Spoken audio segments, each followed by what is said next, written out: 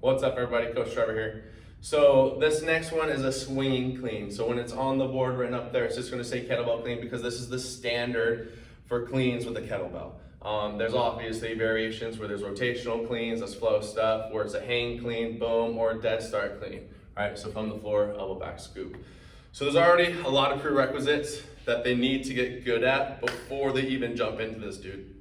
So like on the kettlebell, conventional, like standard or basics, what it used to be was basically they need to get at a hinge, kettlebell deadlift, hike back, single kettlebell swing, multiple two-handed swing, one arm swing, and then a kettlebell clean. Before I have them jump into a kettlebell clean, I want people to also have that whole prerequisite set up. But they also need to either get good at a hang clean or a dead start clean, all right? And that's gonna teach them the elbow back and scoop. The difference on this is that when it's a hang or a dead start, the power is just gonna be strictly vertical. On the swinging, the power is more horizontal, okay? So the weight is actually gonna be flying out from your hips, and you need to be able to control by pulling the elbow back and then driving the elbow forward, all right?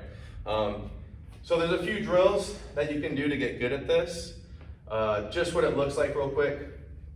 Abs are nice and tight, boom, thumbs in front.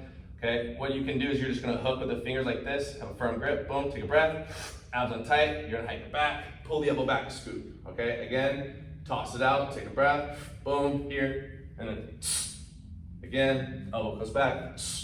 All right, so on our dead start videos, we talked about pulling the elbow back, driving the elbow forward. My right side is better on this, so I should just show it on my right side.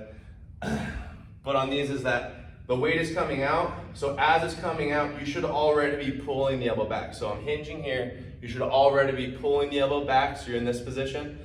Make sure that the forearm is close to the side, right? The elbow's not flaring like this. It's not like a barbell clean where the elbows come up when you're scooping. The elbow's gonna be close to the side as you're driving it forward, all right? And of course, keeping it close. The idea is behind kettlebell cleans is keeping it close to the body. You don't want it going way out like this, right? So common errors that people do is they'll be here like this, boom. So their elbow stays in the same position, right? Basically almost like a bicep curl. But what you need to do is elbow back and then scoop. A drill to fix that is what you're having to do is a 6-finger drop, basically like a low pull. So they're gonna breathe, they're bracing, toss it back, and they're just like pulling the elbow back and then guiding it back towards the hips. Just like that. So it's almost like they're shooting a gun. It's called a 6-finger drop.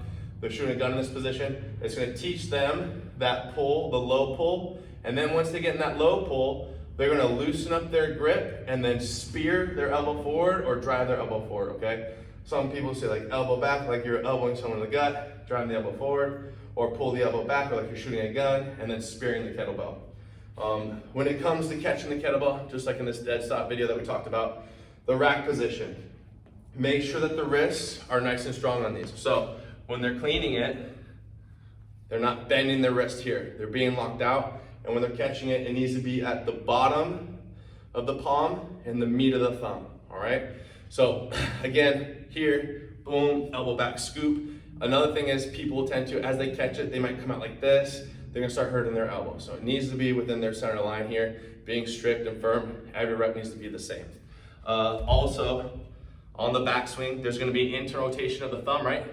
Pulling the elbow back, your palm's gonna be neutral. Okay, the kettlebell's gonna be here. It's gonna be weightless at this point. That's when you'll loosen up the grip, punch the elbow through. When it comes to the clean, on the swing variation and even hang as well, but swing more importantly because it transitions well to the snatch. I want you just hooking with these fingers. So basically, you're gonna skip the calluses just from the fingers. This is where you should be hooking. And then when you come through, so I'm hooking the kettlebell with just my fingers the whole time on my backswing. And then on the way up, I loosen up, right? I have my hook and I just spear it through. And that's when you're gonna bypass the calluses. And then once you have it resting in that pocket right here in your hand, toss it out, go to your fingertips again, hinge. So it looks like this. I'm on my fingertips, boom. Elbow back, spear. So it didn't even touch my calluses, okay? So the goal behind this is not to destroy your hands on these hard style cleans. So hinge, fingertips, elbows back, scoop. Again, hinge, elbows back, scoop, okay? It takes time, for sure. If they're having a hard time keeping the kettlebell close to the body, you have to bring them back to the hang clean or the dead start cleans, just because If it's going way too far out, they just start losing the mechanics altogether. And you just have to just remind them of that elbow back scoop, and that's what it's going to teach them, is the hang and the Dutch start cleans. All right, or if anything, take them back to single swings and then superset it with a hang clean.